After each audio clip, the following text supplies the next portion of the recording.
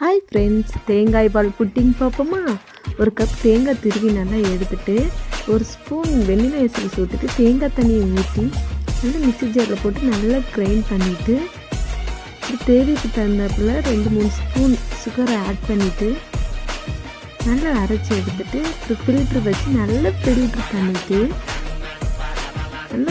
பண்ணி எடுத்துகிட்டு வடை சட்டியில் வச்சுட்டு நல்லா கிண்டி விட்டுட்டு அதுக்கப்புறம் 2 ஸ்பூன் கார்ன்ஃப்ளவர் மாவு தேங்காய் பால் ஊற்றி நல்லா மிக்ஸ் பண்ணி தேங்காய் ஒரு கொதி கொதித்த பிறகு அதையும் ஊற்றி நல்லா கிண்டி விட்டுட்டே இருக்கணுங்க.